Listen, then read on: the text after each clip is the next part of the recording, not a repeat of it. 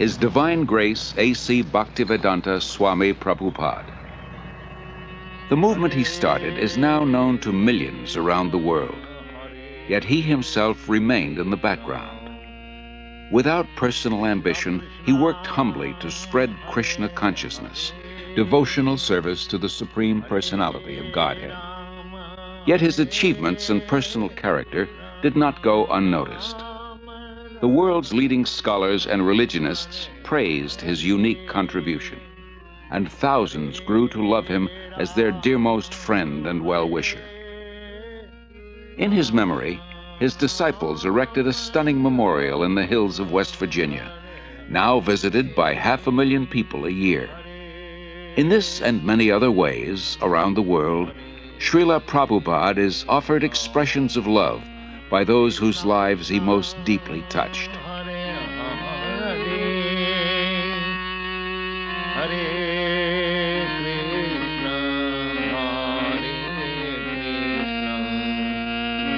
Krishna Krishna Hare Hare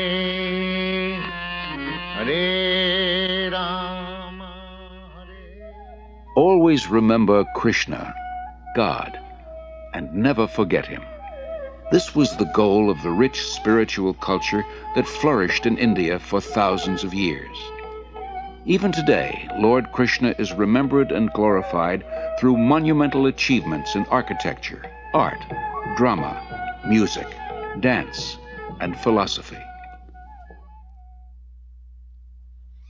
Calcutta, 1896, the capital of India, the crown jewel of the British Empire, an elegant city of wide avenues and spacious parks. It is here that Aboy Charanaravinda Bhaktivedanta Swami is born. A pure devotee of Krishna from birth, Aboy Charan is raised in a well-to-do mercantile family. From infancy, he goes with his father to the Radha Krishna temple, and at age 4, the child spontaneously begins worshipping similar deities in his home. When Aboy Charan hears of Ratha Yatra, a traditional festival in honor of Lord Krishna, it further inspires his natural devotion. With his father's help, every year he holds his own small celebration, drawing the neighborhood children into the festivities. At age 8, Aboy Charan enters the nearby Mati Lal Seal School. After graduation, he attends Scottish Churches College, one of the most respected in Calcutta. At the time, Mahatma Gandhi is organizing his countrymen in a nationwide boycott of everything British. Gandhiism is surging through India, uniting her in a massive non-cooperation movement. Sensitive to British subjugation of India's culture and people, Aboy Charan becomes an early supporter of Gandhi's movement. But 1922 marks a turning point in Aboy Charan's life. He meets Srila Bhaktisiddhanta Saraswati Goswami, the greatest devotee of Krishna of his time. Srila Bhaktisiddhanta belongs to the disciplic succession of spiritual masters extending back to Lord Krishna himself. He convinces Aboy Charan that Krishna's spiritual message transcends India's dependent position. Nothing is more important. He requests Aboy Charan to spread Krishna consciousness in the Western world. Aboy Charan hears and is deeply impressed. By this time, Aboy Charan has a growing family. He moves to Allahabad and starts a successful pharmacy. All the while, his spiritual master's words remain implanted in his heart.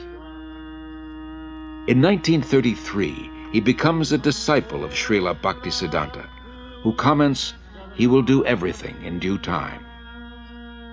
3 years later, Srila Bhaktisiddhanta leaves this world, after again requesting Aboy Charan to preach in English. Aboy Charan takes his words to heart and starts writing prodigiously. In 1944, he single-handedly begins publishing and distributing Back to Godhead, a fortnightly. The first issue addresses the crisis of war. The Second World War within 20 years is scourging the earth. Back to Godhead points out that people throughout the world want an end to war. But so often they want God's kingdom without God. they cannot have it. All our plans will be doomed to failure by our own selfishness unless we turn to God. After the war, Aboy Charan moves to Jhansi and founds the League of Devotees. He prepares a charter for an international organization, its members dedicated to a peaceful, God-centered life. Acharya Prabhakar, his first disciple, remembers. शिक्षा लेने के लिए, दीक्षा लेने के लिए उन्होंने प्रश्न किया. He was always teaching Krishna consciousness, and people came to him for knowledge. After hearing from him, many wanted to become his disciple. He told them, "I can make you my disciple, but first you please chant the names of God and give up cigarettes, meat-eating, illicit sex, and gambling." But few people would agree to give up these habits. Then he said, "Indians are imitating the Westerners. I will make disciples in the West. Then when the Indian people see Westerners following religious principles, they will also follow." Following tradition, at age 58, Aboy Charan retires from family life, and 5 years later accepts the renounced order. He is now known as A.C. Bhaktivedanta Swami. He lives alone in the historic medieval temple of Radha Damodar in Vrindavan, engaged in deep studies and writing.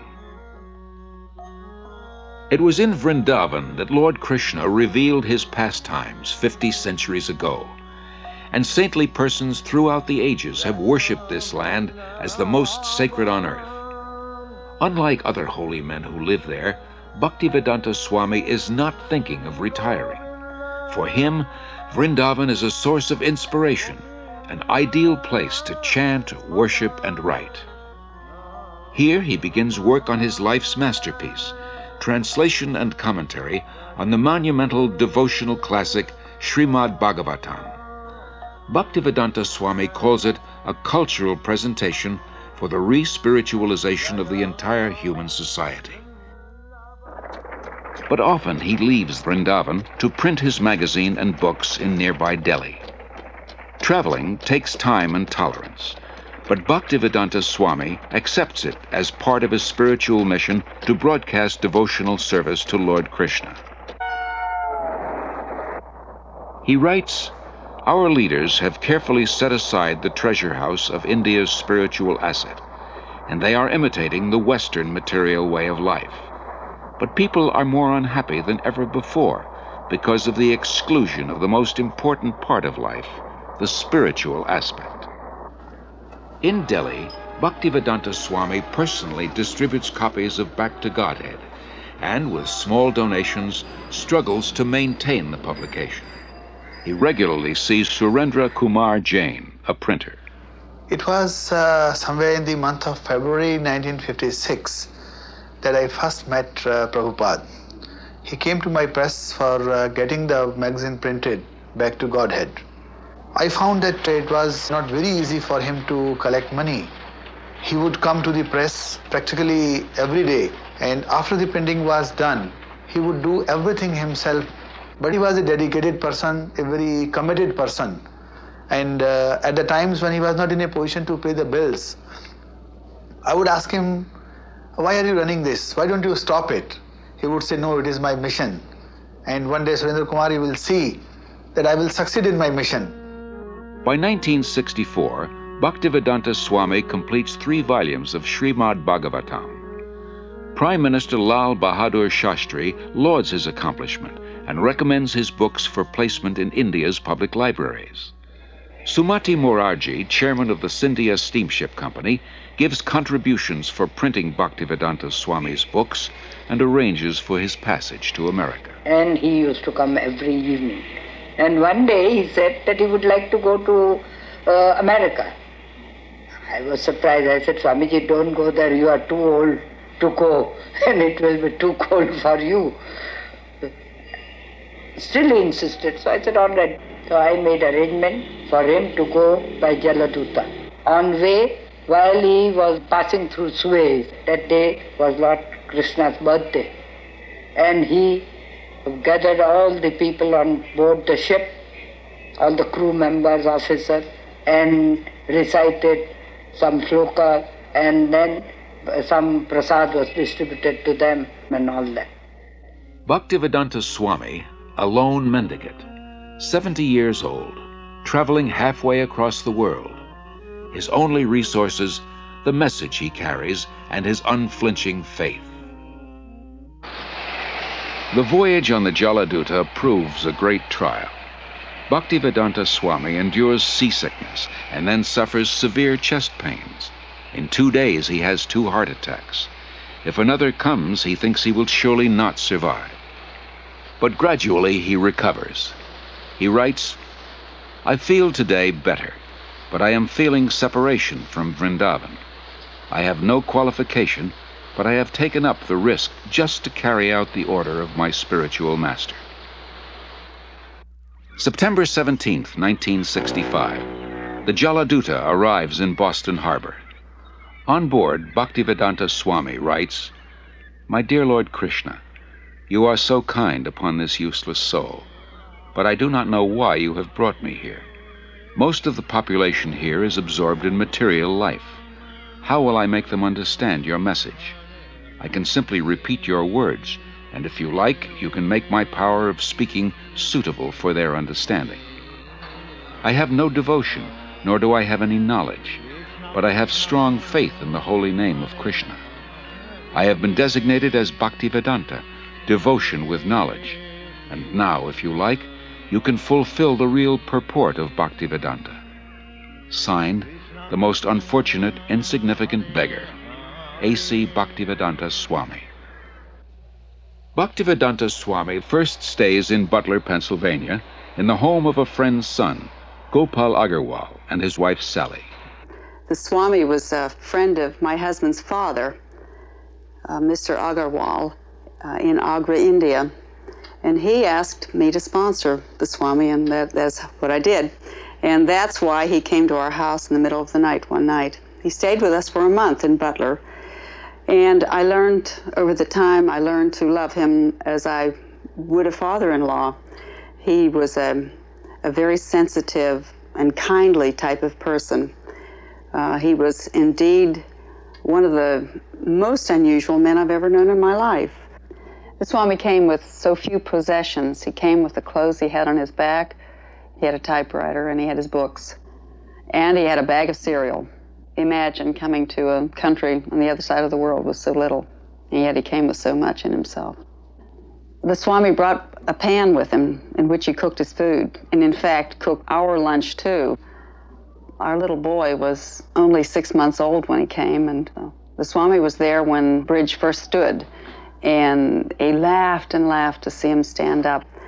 When he laughed, he was just oceanic. He just seemed to take in the entire universe when he laughed, and he laughed a lot. I enjoyed my association for that 1 month with him about as much as I've enjoyed anything in my life. Although comfortable in Butler, Bhaktivedanta Swami thought the most important philosophy in the world, Krishna consciousness, should be spread in one of the most important cities in the world, New York. He moves to 100 West 72nd Street.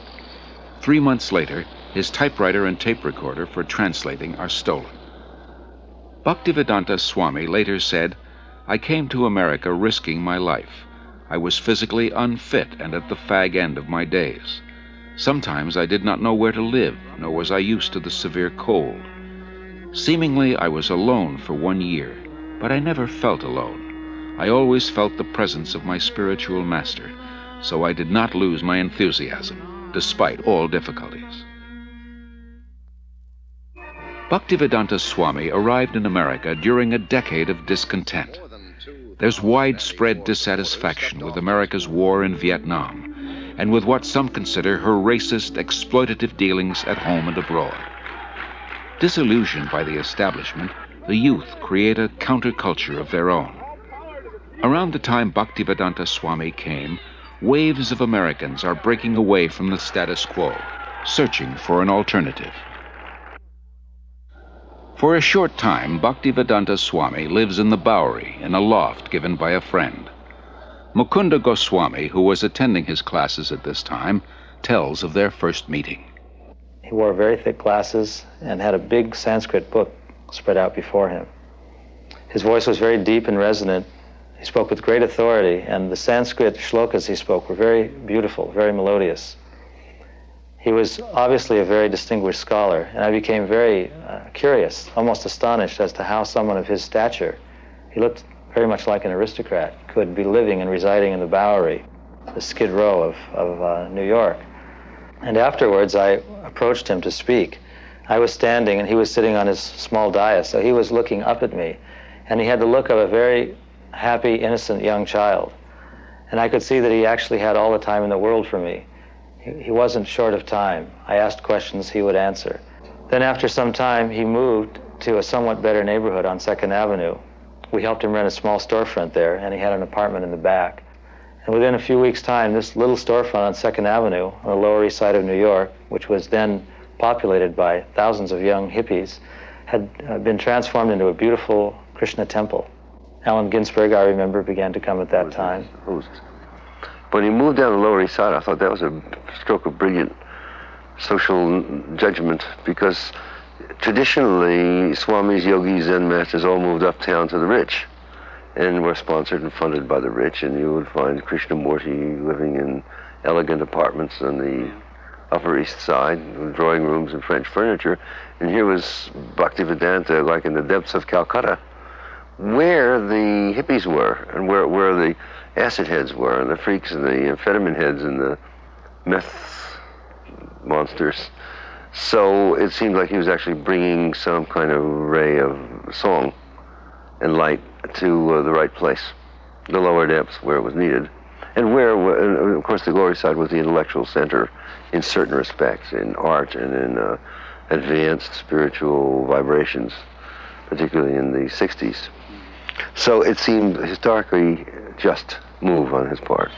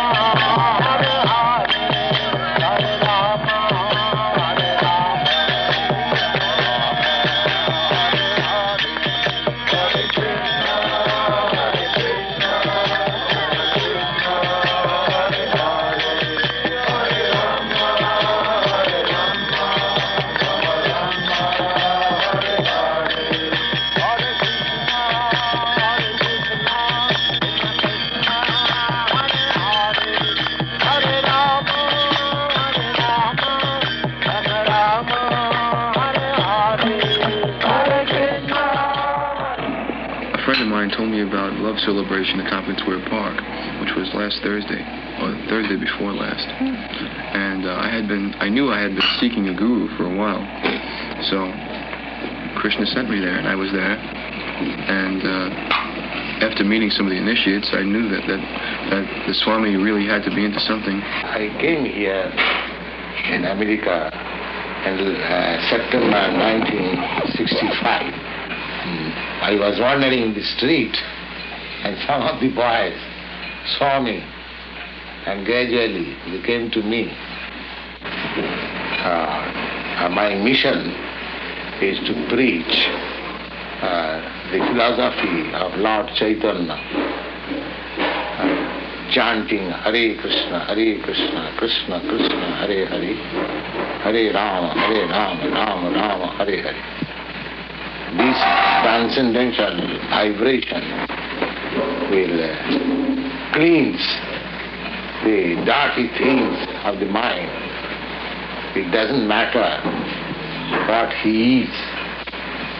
This transcendental vibration is equally appealing to everyone without any question of language, nationality, creed or caste, because it is coming forth from the depth of the soul.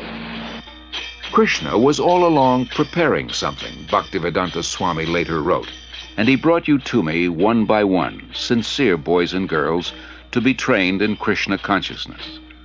Now I can see that it is a miracle. Otherwise, one old man with only a few books to sell for barely getting food, how could he survive? What to speak of introducing a God-conscious movement in a materialistic society? For Bhaktivedanta Swami, these are happy days. Singing and speaking with the vigor of a young man, he brings the Hare Krishna movement into the public eye by chanting in the parks, by distributing Back to Godhead magazine, by holding free Sunday love feasts. Many are attracted. His hopes for the future expand without limit. The Hare Krishna movement has taken root.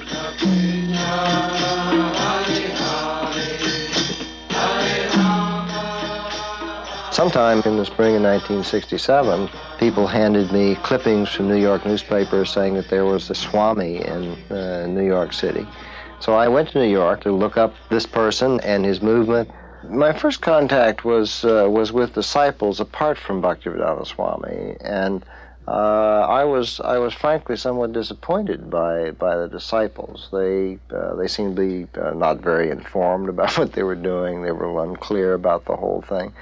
And yet they were terribly serious and terribly devoted to what they were about. And I couldn't put those two pieces together. You know, their confusion, uncertainty on the one hand, and their commitment on the other, until I met Bhaktivedanta Swami.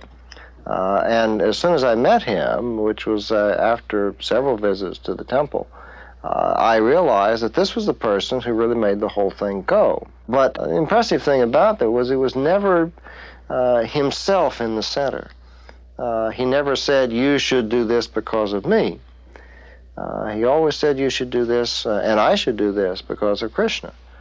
When he gave them instructions to do what they thought were impossible things, like he told one of the early disciples, go start a magazine. The guy had never had any contact with a magazine before in his life except to read one. And he said, how am I to do that? And Bhaktivedanta Swami said, Krishna will help you. He was just astonishing in terms of the personal impact that he had on people, the way that he was able to give them confidence in themselves, but more importantly, give them confidence that there was a guide who was leading them and would give them the strength that they needed. Bhaktivedanta Swami does not belong to New York. He belongs to Krishna. So when a few of his followers invite him to San Francisco, he goes and introduces the freewheeling youth to Krishna, his ancient culture, his spiritual food, his eternal chant, the way to stay high forever. In the heart of the hippie movement, Haight-Ashbury, Golden Gate Park, and in the hearts of the hippies, the Hare Krishna mantra resounds with unimagined potency.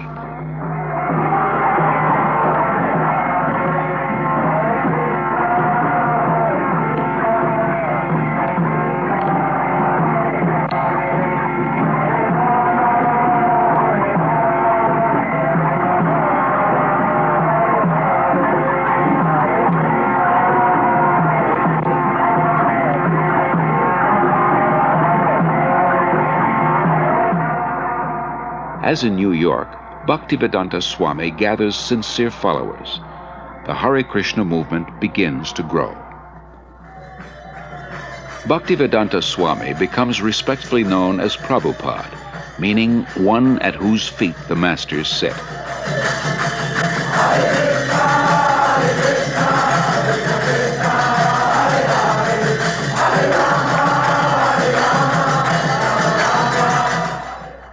From Montreal, Prabhupada sends 6 disciples to open a temple in London. Yamuna Devi Dasi remembers. So we went to London that fall, and although we had no permanent place of residence and we were completely dependent on Krishna, somehow or another, by the enthusiasm that Srila Prabhupada had given us in Montreal, we were able to make contact with George Harrison, who was a member of the Beatles at the time. And he was such a pleasant person to be with. He so much appreciated the Hare Krishna mantra that he immediately said, let's make a 45 record. So we'd cut a record, and he was very pleased with it, did a little background music on it, and it was released, and Apple organized tours for us. We went to Germany and France and had television coverage. And in this way, the London Times wanted to do, the Sunday Times wanted to do a feature on us. And we were able to send the report back to Srila Prabhupada with the headlines, Krishna Consciousness Startles London. As people come to him, convinced of the Krishna conscious philosophy, Srila Prabhupada accepts them for initiation, not on the basis of birth, as in the rigid Hindu caste system, but on the basis of qualification and sincerity. In the whole history of Indian spiritual life, no one has ever attempted something as bold and seemingly impossible, to transform Westerners into full-fledged devotees of Lord Krishna. But by his intense spiritual energy and compassion, Srila Prabhupada is successful beyond his own expectations. How old is the movement? But from historical point of view, it is about 5,000 years old. Why has it just begun to really catch on in the Western world? I mean, just recently, in recent years, has it begun to sweep the Western world? Why is this? The Western world, the younger generation were being frustrated with the hippie movement. So, when they saw something tangible, they accepted it. What things would, if everyone in the United States believed in Krishna to the extent that you do, what would happen to this country? How would it be transformed? They'll be very happy and peaceful. There will be no more hippies. What would you describe as a hippie? Someone who smokes. You know better than me. Something extraordinary. The thing that really inspired me the most about Srila Prabhupada was his complete dedication to his devotees. The thing that Prabhupada liked the best was to be with his disciples. It wasn't that he took on large amounts of disciples and then sat back and then just pushed them to do this and that and the other for himself. He did more for us than we ever did for him. And traveling with him personally, I got to see what a tremendous sacrifice he made for us. Even when he was ill, he would still preach. He would still be concerned. He would still be asking after how things were going in the society that he created, how were individual disciples doing. He always had time also to look to our personal needs. He was very concerned. Prabhupada wasn't aloof. All he really wanted was us to reciprocate the love that he gave to us. And if we reciprocated, he would give us more. So my personal experience with Srila Prabhupada was that I found in him a person that I could actually genuinely, fully give myself to. In Srila Prabhupada's eyes, Krishna consciousness is not an armchair philosophy or a part-time religion. It is a way of life, a transcendental culture that can end man's political, economic, and social problems. To realize his vision, Srila Prabhupada circles the globe 14 times in 12 years, inspiring his followers and discussing Krishna consciousness with all interested persons. His door is open to everyone. Actually, nothing is private property. Everything belongs to God. Rather, we have stolen God's property and claiming my property. Then in Australia,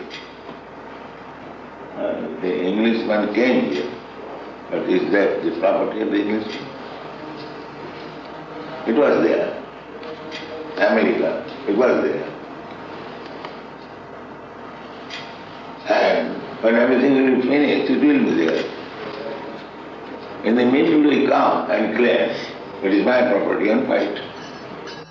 To revive the Krishna conscious tradition in its full richness, Prabhupada envisions God-centered, self-sufficient farm communities based on the principle of plain living and high thinking. The first such community begins on 133 acres in the hills of West Virginia. Prabhupada calls it New Vrindavan, after Krishna's place of pastimes in India. In 1972, Srila Prabhupada begins a Krishna-conscious primary school system in Dallas, Texas. Srila Prabhupada very practically introduced a primary school system to teach children self-realization along with regular studies. This means that the Gurukul system is unique in that the educators are themselves free of vices. We could hardly find an institution where the faculty members are free of loose sexual relationships, intoxication, smoking, although they may have good credentials academically. That would be rare to find. But in Krishna consciousness, the teacher must also be on a platform of pure devotional service, because the children are very impressionable and they'll learn whatever their educators are actually doing, not just what they're saying. So these were some of the principles that Srila Prabhupada introduced in Gurukula. Srila Prabhupada gradually trains his disciples in the time-honored tradition of deity worship to help them advance spiritually. He explains, "I have introduced this system of deity worship among the non-believers, the atheists. Krishna cannot be understood with our present senses, but by his kindness he agrees to personally appear as the deity to accept our service. When we are attracted to the beautiful form of the deity, we will forget our attraction for material things. And as we serve the deity, we will develop pure love of God. Then our lives will be successful."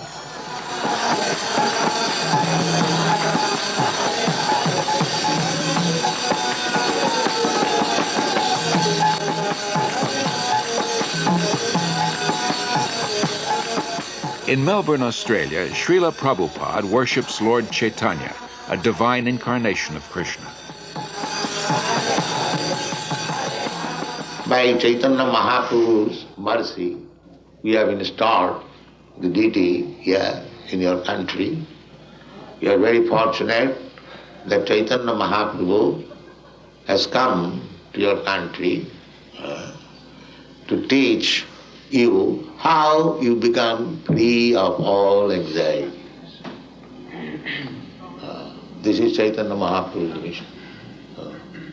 Everyone is full of anxiety, but everyone can be free from all the anxieties if he follows the path chalked out by Sri Chaitanya Mahaprabhu. As people are followed in this age, the method also has been offered very simply. They have been recommended simply to chant the holy name of God. That's all. For 5 years after first arriving in America, Srila Prabhupada presents Krishna consciousness primarily to Westerners, from housewives to hippies to heads of state. Then, in November 1971, after a world tour, he returns to Delhi with some of his followers. The mayor receives him with the fanfare that greets a homecoming patriot. Prabhupada quotes Lord Chaitanya. "It is the duty of those born in India to benefit others by spreading Krishna consciousness. This is India's greatest glory, her unique gift to the world." 30,000 Indians gather nightly at the Delhi fairgrounds to see the Western devotees and hear Prabhupada speak.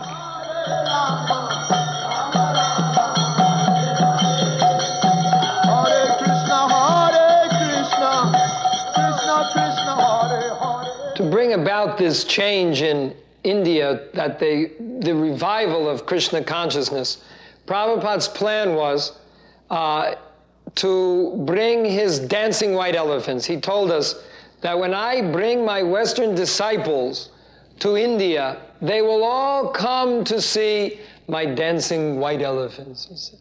So we were actually very fond of being Prabhupada's dancing white elephants. We took that as the special mercy of Prabhupada on us, that we could be his dancing white elephants and help him in any way we could to preach Krishna consciousness in India. Prabhupada was told by an astrologer in Navadip in West Bengal that when he saw Prabhupada's face, a photo of Prabhupada, he said, this man, he has the ability to make a house in which the whole world can live peacefully. To make a house in which the whole world can live very peacefully. And when I told Prabhupada that, he said, yes, that is my mission, that within Krishna consciousness, the whole world can live peacefully. While the Hare Krishna movement spreads worldwide, Srila Prabhupada wants to nurture its roots in India. He journeys to Mayapur, West Bengal, the birthplace of Lord Chaitanya. It was Lord Chaitanya who inaugurated, 500 years ago, the congregational chanting of God's holy names. In Mayapur, devotees purchase a small tract of land and start constructing an international guest house. For a handful of devotees who know nothing about construction, this is not an easy task.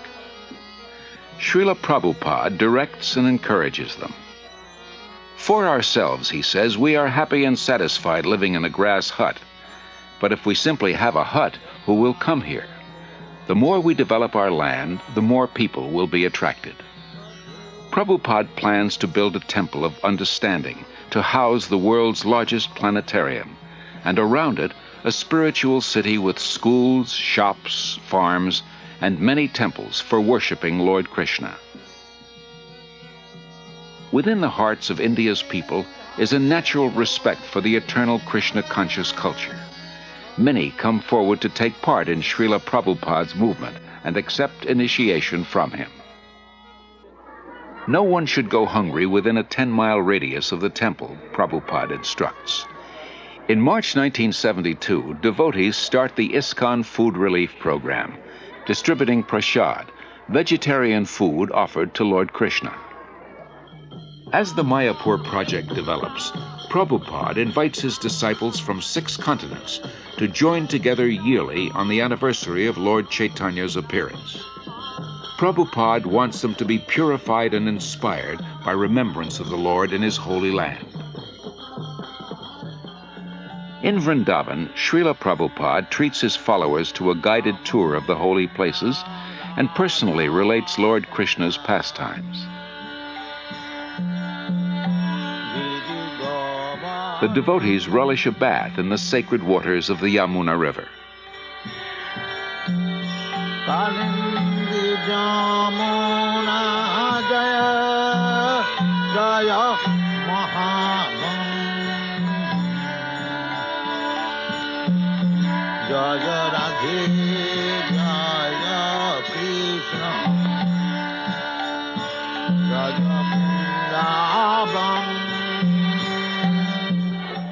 Prabhupada acquires land in Bombay, India's most cosmopolitan city.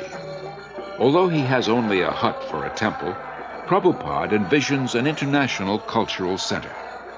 His ambition is to give as many people as possible access to the nectar of transcendental life, whether through philosophy, service, or spiritual food, so that everyone can become happy, hopeful, and peaceful.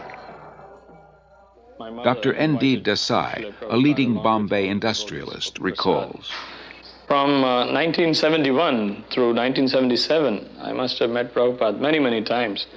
And each time I met Prabhupada, I would try to find fault with him. And even I would try to make him angry, or I once even tried to find out whether he was greedy. I just couldn't find any fault with him. In fact, you know, in matter of business life or daily life, we do try to see the weakness of the other person, and sometimes we try to, as a businessman, try to take advantage. But here was a person who just wouldn't become agitated. There was absolutely no lust in him. There was no greed in him. There was, I couldn't see a spot of jealousy in him. And then I realized, after 6 years, that he was a very empowered, divine person. Gradually, Srila Prabhupada says, I am seeing all my dreams being fulfilled. In Bombay, a spacious marble temple, a theater, a restaurant, a library, and a twin-towered 7-story hotel. In Mayapur, the planned spiritual city develops.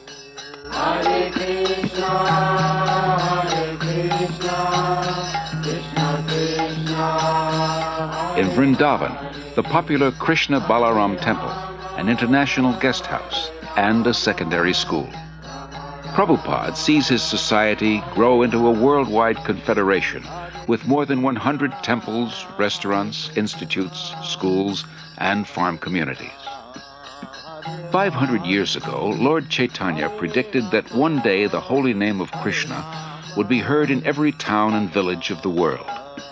By the mid-70s, Hare Krishna becomes a household word. When I first met the first Hare Krishnas, I can remember how surprised I was, and really I wondered what this meant. The costumes and the chanting and the shaved heads appeared a little strange, a little bizarre to me. But the more I came to know the movement, I came to find that there was a striking similarity in the essence of what they were teaching and saying, and in my understanding of the original core of Christianity. That is, living simply, not trying to accumulate worldly goods or profit, living with compassion toward all creatures, sharing, loving, and living joyfully. I am impressed with how much the teaching of one man in the spiritual tradition that he brought has impacted itself into the lives of so many people. So in my own view, his contribution is a very important one and will be a lasting one. As a child, Srila Prabhupada celebrated Ratha Yatra near his home in Calcutta with his playmates.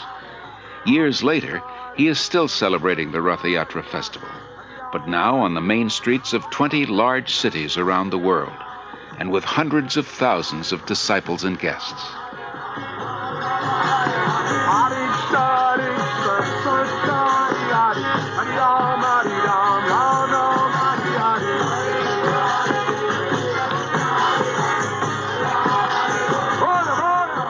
People follow, imitate Americans.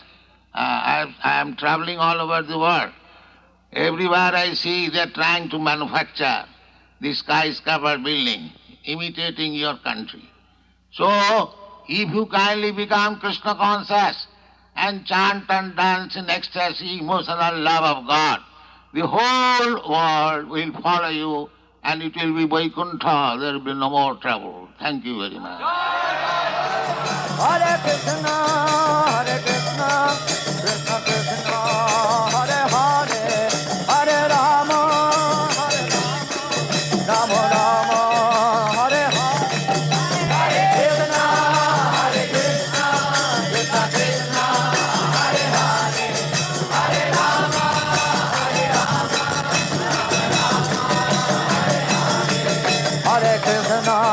Hare Krishna, Krishna Krishna, Hare Hare, Hare Rama,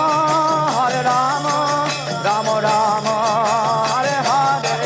Hare Krishna, Krishna Krishna, Hare Hare, Hare Rama, Rama.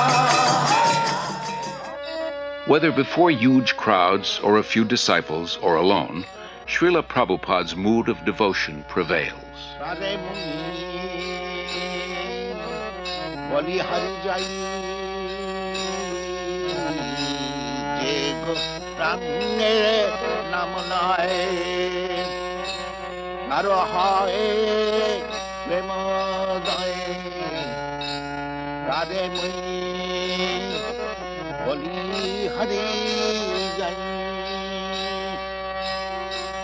Gauranga gulate jhure Nitya tare jhure Gauranga gulate jhure Nitya tare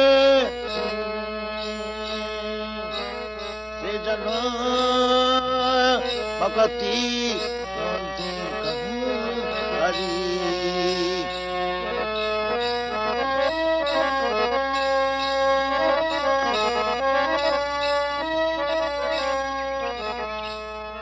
Wherever in the world he happens to be, Srila Prabhupada follows a regular daily schedule. In the quietude of the early mornings, he goes out for lengthy strolls and shares intimate moments with a small group of students and guests.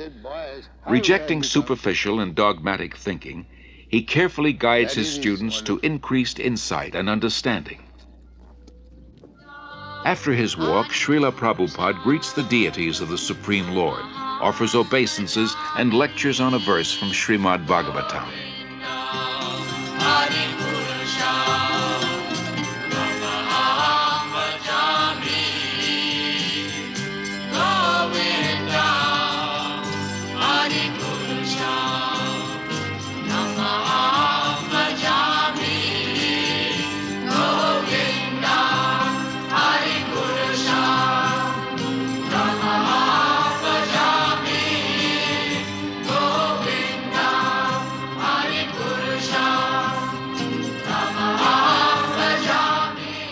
So you may have $2 million, I may have $10, you may have $100.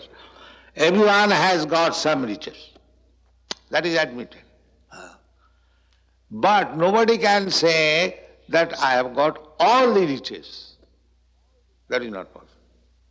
If somebody can say that I have got all the riches, he is God. That is spoken by Krishna. Nobody has said in the history of the world. Krishna says, Bhoktaram Jaggadhamatham Sarvaloka Maheswaram. I am the enjoyer of everything. And I am the proprietor of all the universe. Who can say that? That is God. In the afternoons, Prabhupada meets with guests. Here in Los Angeles with scholars of religion. Your pride, your property, your family, your bank balance, your skyscraper building, all taken out. That's finished. Got out. This is God. Now understand God? To believe or not believe, God will come one day. He'll take you, take your everything and get out. That is stated in the Bhagavad Gita. Those who are not believer in God, to them I come as death and take away everything. Finish. That one has to believe. Yes, as sure as death. Then God is sure. So unless one is madman, he cannot say there is no God. Anyone who denies the existence of God, he is a madman. Prabhupada, wouldn't it be better to say he's blind, he's stupid? Yes, the same thing. The mad is the sum total of all stupidity. Festival takes place. Wherever Srila Prabhupada is, he continues to write prolifically. Rising long before dawn, he spends hours translating and commenting on original Sanskrit and Bengali texts. Or sometimes they wash their hands and feet before entering the temple. His most significant contribution is his books. Srila Prabhupada sees 60 million distributed in 28 languages. Professors from dozens of major universities use them as standard texts and write appreciative reviews.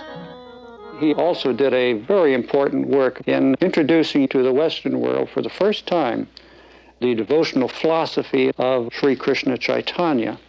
Not only did he introduce these texts, but he introduced them in a way that was quite different from the other translations that had been made. I'd read so many different translations, for example, of the Bhagavad Gita, which had all been interpreted from the impersonalist type of philosophy of the Advaita school. And here, you might say, for the first time was a truly devotional translation, a spiritual translation of the text, which I felt really came much closer to the true meaning and the purpose of the Bhagavad Gita. Established in 1972, the Bhaktivedanta Book Trust exclusively publishes Srila Prabhupada's works. It becomes the world's largest distributor of books in the field of Indian religion and philosophy. For Srila Prabhupada, the transcendental knowledge in these books forms the basis of the Hare Krishna movement, a movement prophesied to grow for the next 10,000 years. In 1977, despite his failing health, Srila Prabhupada continues traveling and teaching.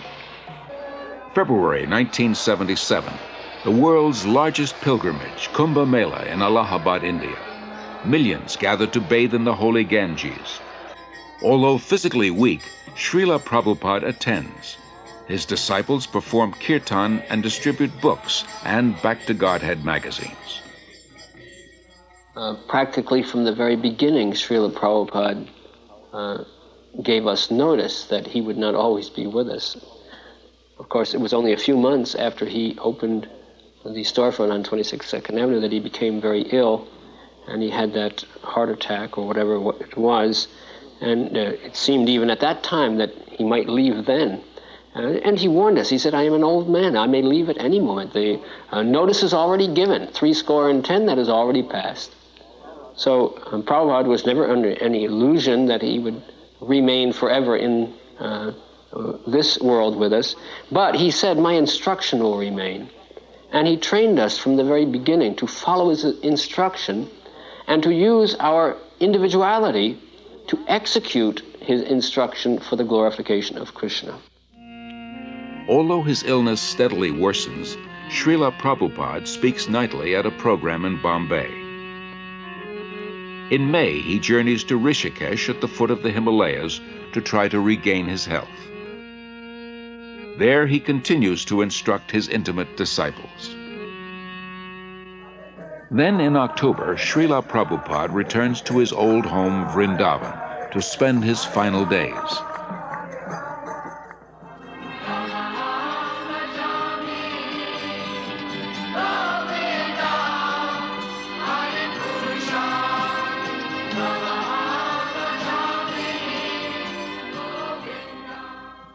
Even though he is physically incapacitated, Srila Prabhupada's intellect remains clear. He continues dictating translations and comments on his life's work, Srimad Bhagavatam, until days before he departs from this world. Everything is active, moving by the supreme desire of Krishna. This consciousness is Krishna consciousness. November 14th, 1977, His Divine Grace A.C. Bhaktivedanta Swami Prabhupada passes on.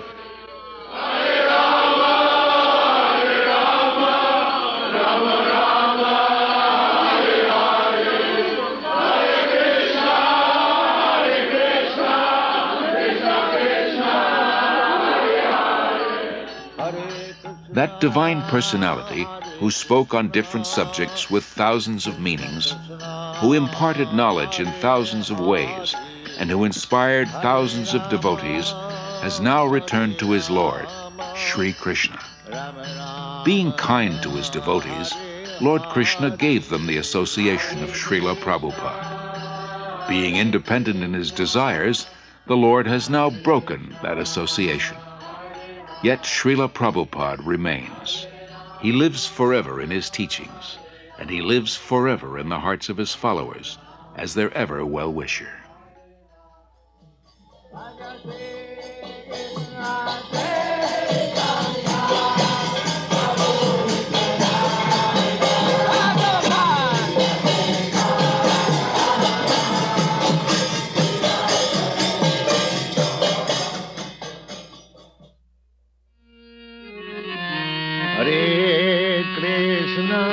Hare Krishna, Krishna Krishna, Hare Hare, Hare Krishna, Hare Krishna, Krishna Krishna, Hare Hare, Hare